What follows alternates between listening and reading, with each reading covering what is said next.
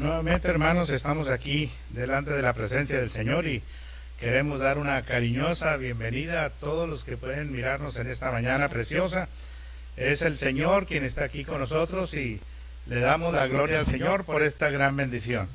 Vamos a tener una lectura bíblica aquí en Eclesiastés capítulo 3, en el verso del 1 al 11. Mire lo que dice la palabra del Señor. Dice la palabra del Señor: todo tiene su tiempo, y todo lo que se quiere debajo del cielo tiene su hora. Tiempo de nacer y tiempo de morir, tiempo de plantar y tiempo de arrancar lo opuesto, o lo plantado, mejor dicho. Es el tiempo de matar y tiempo de curar, tiempo de destruir y tiempo de edificar, tiempo de llorar y tiempo de reír, tiempo de endechar y tiempo de bailar, tiempo de esparcir piedras y tiempo de juntar piedras, tiempo de abrazar y tiempo de abstenerse de abrazar, tiempo de buscar y tiempo de perder, tiempo en guardar y tiempo de desechar, tiempo de romper y tiempo de coser, tiempo de callar y tiempo de hablar, tiempo de amar y tiempo de aborrecer, tiempo de guerra y tiempo de paz. ¿Qué provecho tiene el que trabaja de aquello a que se afana? Yo he visto el trabajo que Dios ha dado a los hijos de los hombres para que se ocupen en él. Todo lo hizo hermoso en su tiempo y ha puesto eternidad en el corazón de ellos, sin que alcance el hombre a entender la obra que ha hecho Dios desde el principio hasta el fin. En este día vamos a pedirle al Señor esta bendición y vamos a gozarnos. Vamos a exaltar su nombre poderoso porque Él está aquí entre nosotros. En el nombre bendito de Jesús, venimos delante de tu presencia, Señor, para darte la gloria, Señor. Estamos reconociendo que todo lo bueno viene de ti, que tenemos una lucha espiritual y que tenemos que resolverlo espiritualmente. En este día, Señor, nos unimos en oración con el pueblo cristiano, con todos aquellos que invocan tu nombre. Nos unimos en oración por aquellos que están sufriendo alguna pena, algún dolor, aquellos que están viviendo una etapa difícil en sus vidas. Oramos y los cubrimos con la sangre poderosa de Jesús. Que tú vengas a restaurar, que tú vengas a sanar, que vengas a fortalecer, Señor.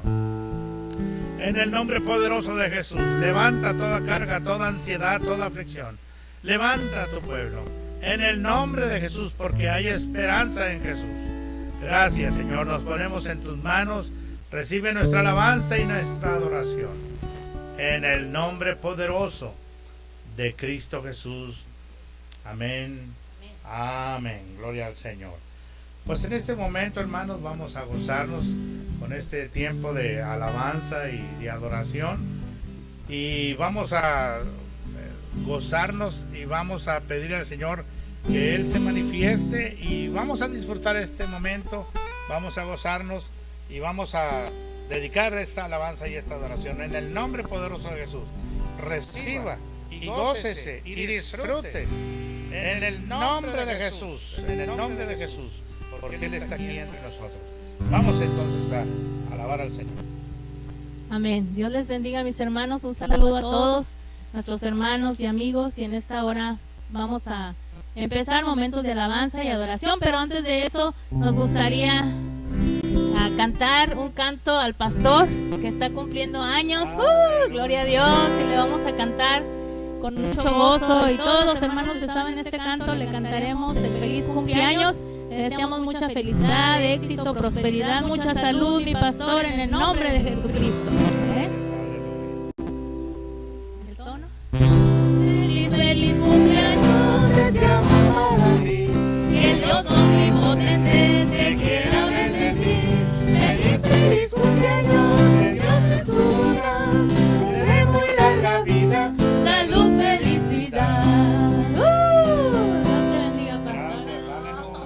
Gloria al Señor. Amén, gloria a Dios. Recibo esta bendición. Amén, amén. Gloria al Señor. Vamos a... Gracias, Señor, por tus maravillas. Gracias, Señor, por tu grandeza. Señor es grande y Él es poderoso. El tema que vamos a hablar ahora, mis amados hermanos, es acerca de la pandemia. Pero hay diferentes clases de pandemia. Hoy en día estamos con la ayuda del Espíritu Santo y la ayuda de Dios estamos derrotando esta pandemia de este virus invisible. Pero hay muchas pandemias que constantemente nos están atacando, nos están cercando, nos están haciendo sentir mal delante de la vida. Pero en este día vamos a hablar de una pandemia que es muy particular y muy común, y es precisamente la pandemia de la envidia. ¿Qué quiere decir cuando hablamos nosotros de envidia? ¿Qué es envidia? Envidia es un sentimiento enfermo que mira hacia los bienes de los demás con deseos de obtenerlos. En otras palabras, desear lo que otro tiene es provocado por la envidia. Vamos a leer aquí en Eclesiastés, capítulo 4, en el verso 4, dice la palabra: he visto asimismo que todo trabajo y toda excelencia de obras despierta la envidia del hombre contra su prójimo. También esto es vanidad y aflicción de espíritu.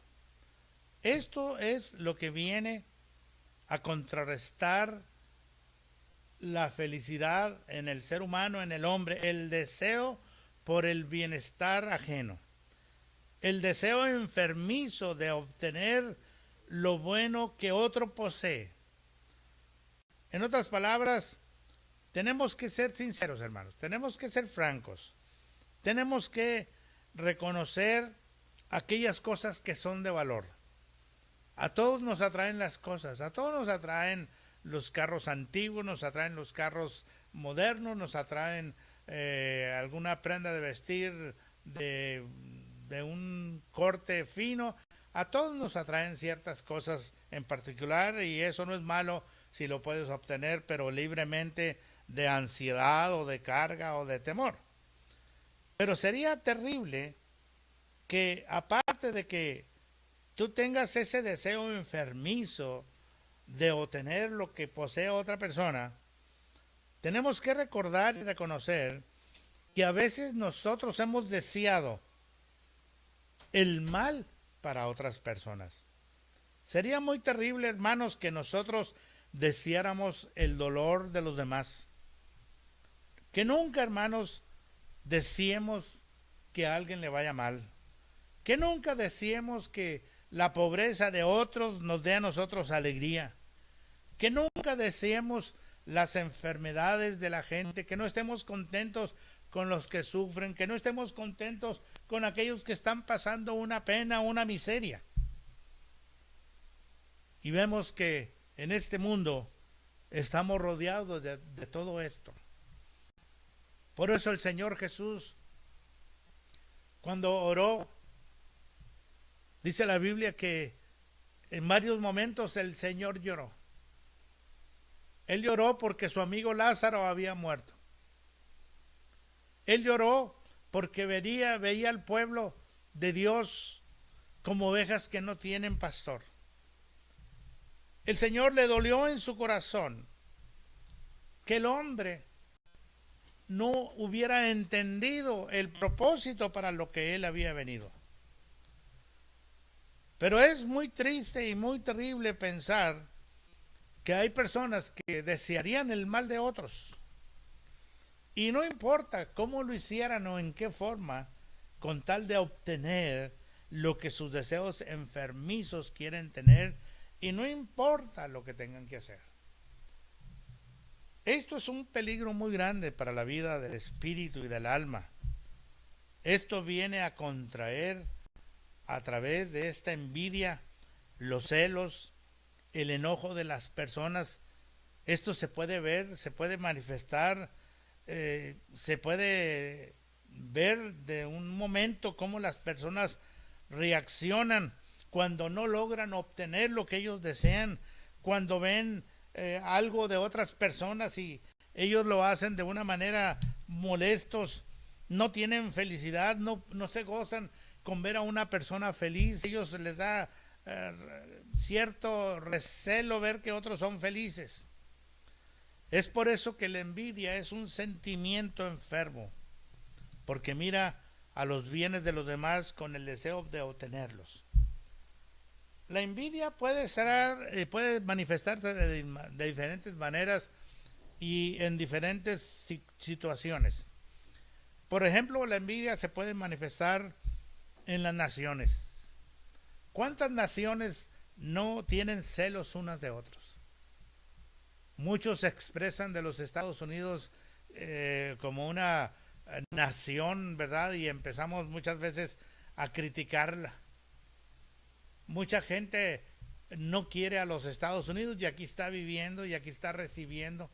Personas que dicen que no pueden ver a los gringos y aquí están dependiendo de ello. Hay naciones que no quieren a los Estados Unidos. Hay naciones que no quieren al pueblo de Israel. ¿Por qué no quieren al pueblo de Israel? Porque es el pueblo de Dios. Hay personas que tienen envidia a las personas, a los líderes, incluso a las iglesias. Hay personas que tienen envidia a los negocios, a las empresas. No son felices con ver triunfar a alguien. No están contentos cuando a alguien le va bien. La envidia da como resultado un aborrecimiento en el corazón. Viene a despertar el odio y el odio viene a mover lo que es indebido, lo que no es propio, viene a meter en la persona un espíritu malo. Y ese espíritu malo lo que busca es la destrucción de la persona a la que se le tiene envidia, siendo más el deseo de destruir por causa de la envidia, tiene un espíritu de destrucción. Veamos algunos ejemplos de las personas que fueron envidiadas. Tenemos aquí, por ejemplo, en Génesis 37, 1 al 5. Génesis 37, 1 al 5. Vea usted cómo aquí el Señor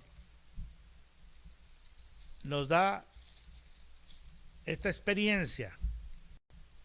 Dice la Escritura: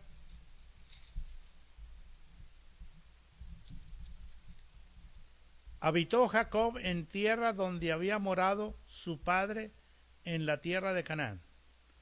Esta es la historia de la familia de Jacob. José, siendo de edad de 17 años, apacentaba las ovejas con sus hermanos, y el joven estaba con los hijos de Bila y con los hijos de Zipa, mujeres de sus hombres, informados bajo José a su padre la mala fama de ellos. Llamaba a Israel a José más que a todos sus hijos, porque lo había tenido en su vejez. Y le hizo una túnica de diversos colores. Viendo sus hermanos que su padre lo amaba más que a todos sus hermanos, le aborrecían y no podían hablarle pacíficamente. Y soñó José en un sueño y lo contó a sus hermanos, y ellos llegaron a aborrecerlo más y más todavía. José fue una víctima de la envidia de sus hermanos. No podían hablarle pacíficamente.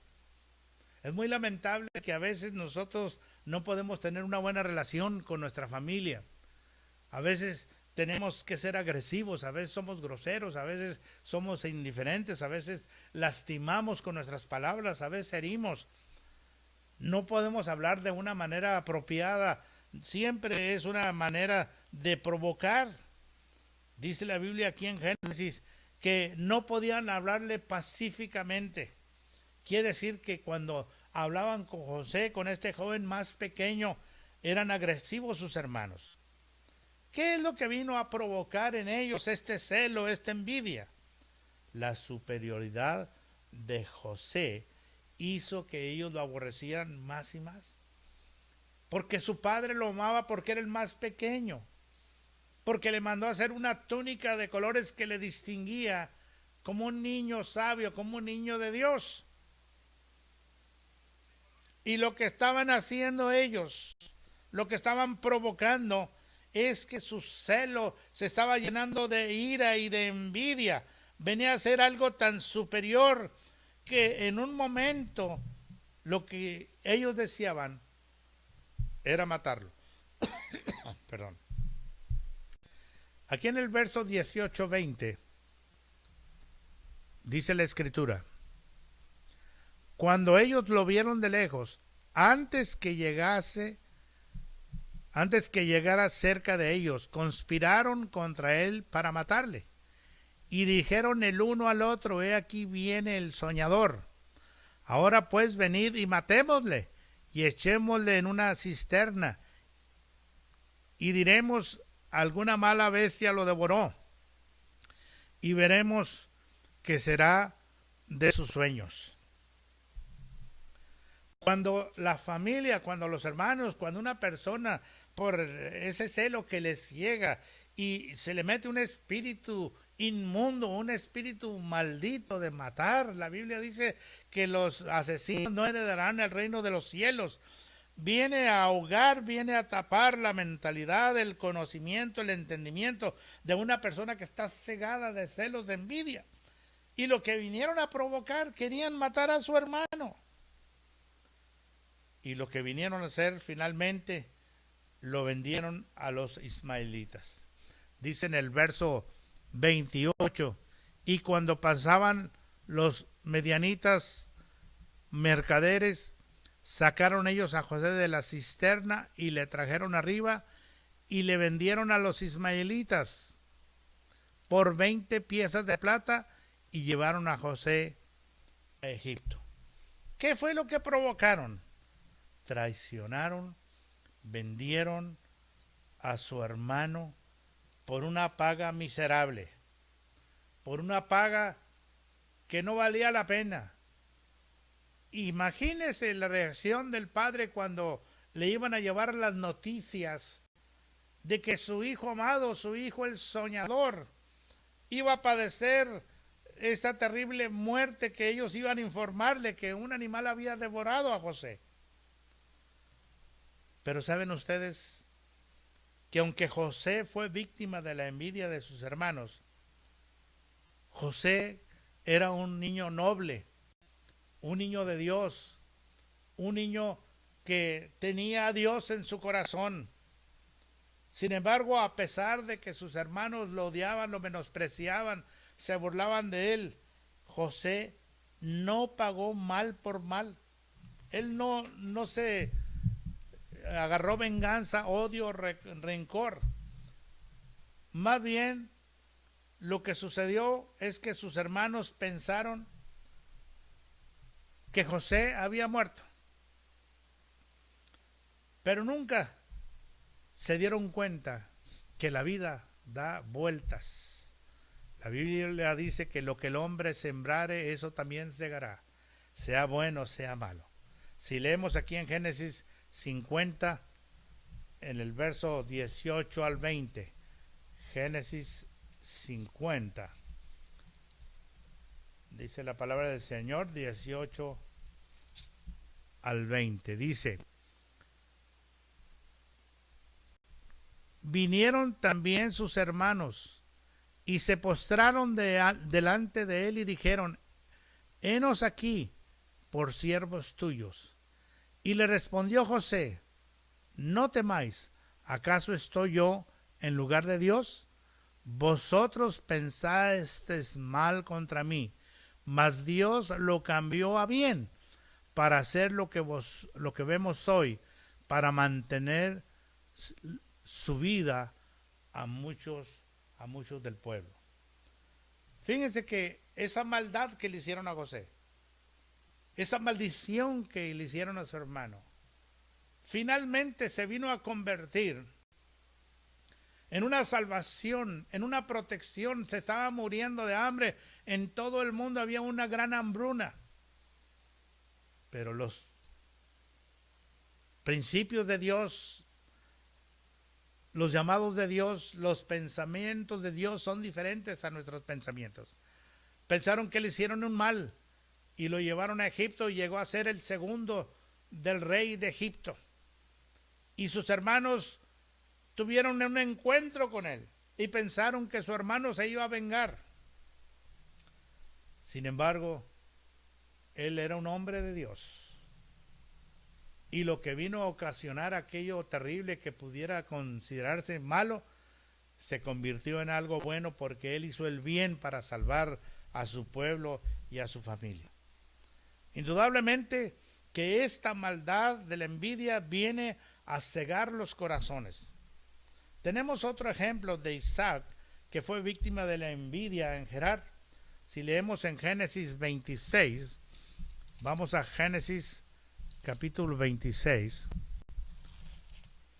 y veamos aquí lo que dice la palabra del Señor. Ay, disculpen hermanos, pero esta Biblia está como cebollita. 26, verso 12 al 14. Dice la palabra: y sembró Isaac en aquella tierra, y cosechó aquel año 100 por 1, y le bendijo Jehová. El varón se enriqueció y fue prosperado, y se engrandeció hasta hacerse muy poderoso, y tuvo hato de ovejas y hato de vacas, y mucha labranza. Y los filisteos, ¿qué dice? Le tuvieron envidia. ¿Qué es lo que la gente le envidia a los hijos de Dios? A veces la gente no puede comprender cómo es posible que ese que se llama hermano cristiano evangélico, o que profesa o que habla de Jesús, tiene menos que yo, y se ve que vive más feliz y que prospera mejor. Hay gente que aparentemente, materialmente tiene todo, pero tiene un gran vacío que no lo puede llenar las cosas materiales, y cuando ve a algún cristiano no puede entender por qué él está tan feliz, porque él no tiene los recursos, porque él carece de muchas cosas, y él vive una vida libre, sana, bendecida. Pues sencillamente es porque esta persona tiene la bendición del Señor. Y la bendición del Señor, dice Proverbios, es la que enriquece. Y aparte de que enriquece, no añade tristeza con ella. Es triste que una persona pueda enriquecerse y esté triste. Y aquí dice que la bendición del Señor. Querido hermano, hermana, amigo, no le dé pena. A veces pensamos que estamos sufriendo esta situación económica terrible. Yo sé que algunos hermanos están luchando por sus trabajos, están luchando por sus beneficios, están luchando por sus rentas. Yo quiero decirles que aún así hay personas que le envidian a usted, que usted no se queja, que usted no se amarga, que usted no reniega, que usted no maldice. Al contrario, usted alaba al Señor. Usted puede decir como dijo Job: el Señor dio, el Señor quitó, sea el nombre de Dios bendito. Y eso es la actitud que debemos de tener. En lugar de estarnos quejando inconformes, de echarle al presidente, de echarle al alcalde, de echarle... Ya no le eche a nadie, ni póngase a alabar al Señor, póngase a orar, póngase a agradecer, póngase a ver las victorias que Dios ha hecho. Con el solo hecho de tenerlo de pie con su familia, con sus hijos, ese es un gran éxito, una gran victoria. Que otros, aunque tengan todo, están enfermos y no pueden disfrutar ni vivir la vida que usted puede vivir. Isaac fue víctima de la envidia en ese lugar. No podían entender por qué un extranjero pudiera triunfar tan pronto. Hemos nosotros sabido aquí en Estados Unidos de historias de personas de origen humilde, de personas de origen de la cultura indígena, que vienen a los Estados Unidos y se convierten en grandes hombres prósperos, donde tienen fábricas, donde tienen compañías de construcción, donde tienen tiendas y se abren paso de una manera tan sencilla, tan próspera, que llegan a tener infinidad de empleados. ¿Y por qué mucha gente les tiene tirria? Y hasta les pone sobrenombres, estos le dice indios patarrajadas o le dice mojados, cuando ellos traen la bendición del Señor. Le tenían envidia a Isaac porque él era un extranjero. Querían destruir lo que él había construido. Yo recuerdo hace algunos años teníamos una de nuestras casitas muy bonitas. Mi esposa es una persona que ama su casita y siempre tiene florecitas y adornos, y recuerdo que habíamos puesto unos adornos afuera en el jardín, no recuerdo si eran unos niños o unos ángeles, algo habíamos puesto en el patio. Y apenas los pusimos y al siguiente día desaparecieron. Alguien se los llevó. ¿Qué cosas? Que una cosa tan pequeña viene a procrear celo, envidia en las personas. Y la envidia es un pecado que viene a destruir el gozo y la paz. Indudablemente que Isaac, en lugar de desanimarse de que las personas estaban destruyendo lo que él había construido, porque cuando usted le dan una nueva posición en el trabajo, sus mismos compañeros empiezan a hablar mal de usted, empiezan a criticarlo, empiezan a juzgarlo, empiezan a señalarlo. ¿Qué es lo que tiene que hacer usted? ¿Ir a quejarse con el patrón o ponerse estricto usted? Lo que usted tiene que hacer es ponerse en las manos del Señor. Y si el Señor le dio esa posición, el Señor lo va a defender, el Señor va a hablar por usted, el Señor lo va a dirigir, el Señor va a estar con usted, el Señor va a poner en su boca lo que usted tenga que decir. Usted no necesita que nadie lo defienda, porque Jesús es nuestro defensor. Dice la Biblia que Él mandará a los ángeles acerca de nosotros para que peleen la batalla por nosotros. Isaac no se desanimó, no se desalentó. Él perseveró, y donde quiera que él iba triunfando, comprando tierras, él abría pozos que servían para ellos y para las demás personas que venían detrás. En aquellos tiempos, hermanos, la persona más idónea, más rica, más exitosa es aquella que podía tener un pozo de agua. Hermanos, ¿cuál es el valor más grande de un líquido para dar vida en el mundo? ¿Qué vale más? ¿La soda, el vino o el agua? El agua es la fuente de vida. Por eso el Señor Jesús dijo que el que bebe del agua que yo le daré nunca más tendrá sed, porque el agua que da el mundo es temporal, siempre está uno sediento. Pero Isaac traía la bendición del Señor y él empezó a abrir estos pozos de agua. Y así lo hacía por donde quiera que él iba sembrando, él iba siendo bendición. Era tanta la bendición que él estaba dejando, que los enemigos, que tanto lo odiaban y que tanto trataron de destruirlo, llegó un momento, llegó un día en que sus enemigos reconocieron que Dios estaba con él. Vamos a leer aquí en Génesis 26. Génesis 26, vamos a leer el verso 26 al 30. Y dice la palabra: y Abimelech vino a él desde Gerar, y a Usat, amigo suyo, y Ficol, capitán de su ejército. Y les dijo Isaac: ¿por qué venís a mí? Pues que me habéis aborrecido y me echasteis de entre vosotros. Y ellos respondieron: hemos visto que Jehová, ¿qué cosa? Está contigo. Y dijimos: hay ahora juramento entre nosotros, entre tú y nosotros, y haremos pacto contigo. Fíjese hasta dónde llegó esta situación. Y que no nos hagan mal, como nosotros te hemos tocado, y como solamente te hemos hecho bien y te enviamos en paz, tú eres ahora bendito de Jehová. Los enemigos habían hecho mal y ahora Isaac había hecho puro bien, y lo reconocen y le dicen, tú eres bendito de Jehová. Entonces él hizo, ¿qué dice? Banquete, y comieron y bebieron y celebraron, porque había habido un pacto de reconciliación. Es mejor estar en paz. La Biblia dice, lo que depende de ti, estar en paz con todos. ¿Por qué estar peleando? ¿Por qué estar deseando lo que tienen los demás? Cuando el Señor tiene todo en sus manos, el Señor va a proveer, el Señor nos va a dar lo que necesitamos en su momento. Nosotros solamente estemos declarando y bendiciendo y decirle gracias, Señor, porque todo viene de tu mano y el Señor lo va a poner en sus manos. Luego tenemos a otra víctima de la envidia, terrible.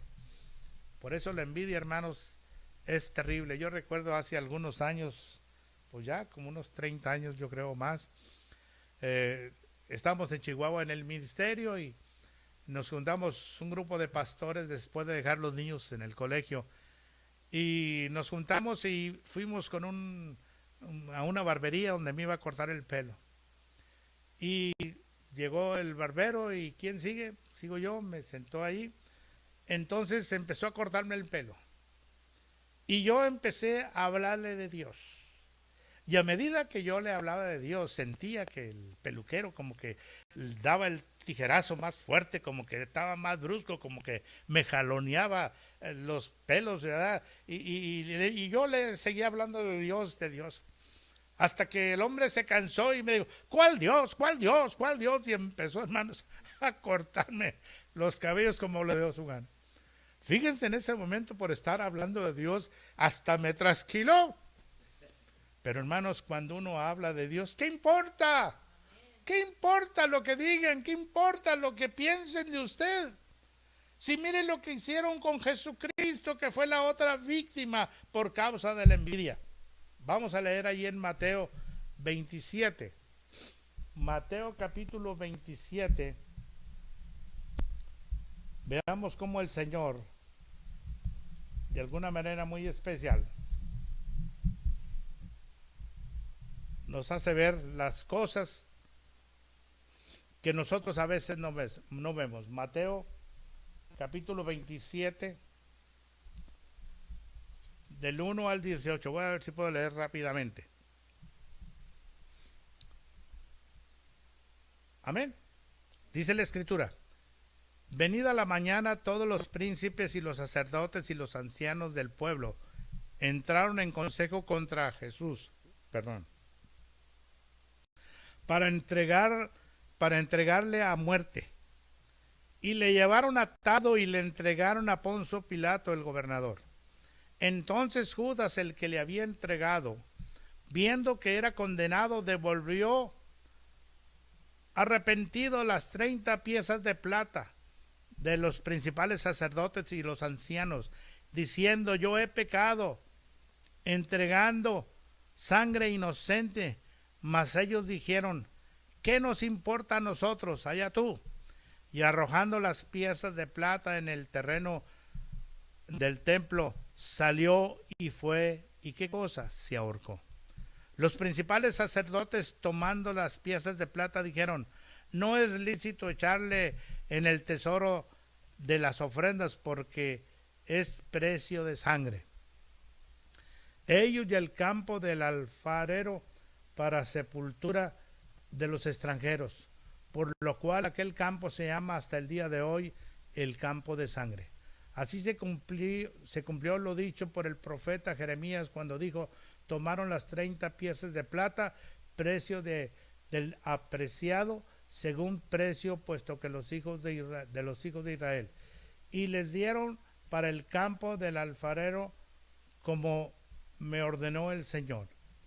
Jesús pues estaba en pie delante del gobernador, y éste le preguntó diciendo: ¿eres tú el rey de los judíos? Jesús le dijo: tú lo dices. Y siendo acusado por los principales sacerdotes y los ancianos, nada respondió. Pilato entonces dijo: ¿no oyen cuántas cosas testifican contra ti. Pero Jesús no le respondió ni una palabra, en la manera en que el gobernador se maravillaba mucho. Ahora bien, en el día de la fiesta acostumbraban el gobernador soltar al pueblo un preso, el que quisieran. Y tenían entonces un preso famoso llamado Barrabás. Reunidos, pues ellos le dijo Pilato: ¿a quién queréis que suelte? ¿A Barrabás o a Jesús, llamado el Cristo? Porque sabía que por envidia le habían entregado. Y estando él sentado en el tribunal, su mujer y le mandó decir: no tengas nada que ver con este justo, porque porque hoy he padecido mucho en sueños por causa de él. Pero los principales sacerdotes y los ancianos persuadían a la multitud que pidiesen a Barrabás y Jesús fuese muerto. Entonces el gobernador les dijo: ¿a cuál de los dos queréis que suelte? Ellos dijeron: a Barrabás. Pilato le dijo: pues haré de Jesús, llamado el Cristo. Todos le dijeron: sea crucificado. Hermanos, qué terrible. El Hijo de Dios, que dejó su trono de gloria, que lloró por nosotros, que estaba en aquella cruz clamando al Señor: Padre, perdónalos porque no saben lo que hacen. ¿Cuál fue el precio de ese sacrificio? ¿Qué fue lo que vino a causar esas traiciones tan terribles? Sencillamente fue la envidia. La envidia es el principio de su ministerio. ¿Por qué tenían envidia? Por el ministerio de Jesús. Tenían envidia porque a ellos, a los religiosos, no los seguía nadie. Tenían envidia porque nadie creía en ellos. Tenían envidia porque a ellos no los escuchaba nadie. Ninguno de esos religiosos había logrado en toda su vida lo que Cristo solamente en 3 años de ministerio logró hacer. Mi querido hermano, hermanos en Cristo, todos aquellos que podemos escuchar, hemos sido víctimas, muchos de nosotros, de la envidia. Pero ¿qué vamos a hacer? Nosotros vamos a esperar como José en Dios. Nosotros vamos a depender de Dios como lo hizo Isaac. Nosotros vamos a depender del Padre como Jesús le dijo: Padre, hágase tu voluntad. Pasa esta copa si tú quieres, no como yo quiero. Y el Señor Jesús, por causa de la envidia, fue asesinado. Queridos hermanos, la envidia es algo terrible. Es una epidemia. El mundo está lleno de esta epidemia. Vean ustedes cómo hay envidias aquí en este país en este momento. Los partidos políticos están bien llenos de odio, de envidia, tratando de destruirse unos a otros. No importa el riesgo de las vidas, no importa lo que hagan, no importa si se trata de destruir a alguien. Porque Satanás y esos espíritus inmundos que son los que están soltando los dardos del virus, son los que están tratando de dominar. Pero se les olvida que nosotros tenemos a alguien muy, muy grande. Maravilloso es Dios. Siempre amoroso, siempre victorioso. Él está con nosotros, Él está con usted, mi hermano. No importa que no tenga trabajo, no importa que su negocio ha bajado, no importa que piense que la clientela no va a llegar. Usted póngase en las manos del Señor y glorifíquele, alábele, clámele a Él. Y Él hará, porque la promesa del Señor le dijo a José: mira que te mando que te esfuerces y seas valiente. No temas ni desmayes, porque yo estaré contigo a donde quiera que tú vayas. Oremos al Señor. Bendito Padre Celestial, estamos en tus manos. La envidia viene a corroer, a destruir, porque nosotros a veces deseamos las riquezas o los materiales de los demás. Pero la riqueza más grande que podemos tener, dice la Biblia, que el que tiene al Hijo tiene la vida. Señor, en el nombre de Jesús, en este momento ven y tomamos ese pacto de fe Tú vas a abrir puertas. Tú vas a dar el trabajo. Tú vas a suplir la economía de la renta. Tú vas a sanar a nuestros amados. Tú vas a suplir a nuestros familiares donde quiera que están. Tú vas a levantar al caído. Tú vas a restaurar al débil. Tú vas a sanar al enfermo. Tú vas a dar vida poderosa espiritual a aquellos que están decaídos. En el nombre de Jesús, en este momento, recibe esa fortaleza, esa bendición, en el nombre poderoso de Jesús. Respire profundamente así, mi hermano. Levante sus manos al cielo y dígale: gracias, Señor, yo recibo en el nombre de Jesús. Solamente, amados hermanos, quiero recordarles, el próximo domingo vamos a celebrar la Santa Cena. Yo quiero que cuando empecemos tenga ahí preparado a un lado su pan, su vino, si no tiene vino, su agüita o una cookie, pero vamos a hacer algo correcto, a presentar, a recordar el pacto que hicimos con el Señor Jesús cuando Él fue entregado y Él dijo que nosotros íbamos a participar de este pan para recordar su venida y el sacrificio que el Señor le hizo. El próximo domingo a la misma hora, y no olviden, si está pasando por una necesidad, llámenos, pregunte usted por el pastor Luis Ramírez o la Iglesia del Pueblo en Melissa, Texas, el área 951-454-0481. Llámenos, que Dios les bendiga. Nos vemos próximamente, hermanos. Démosle un aplauso de victoria al Señor. Amén. Aleluya, aleluya.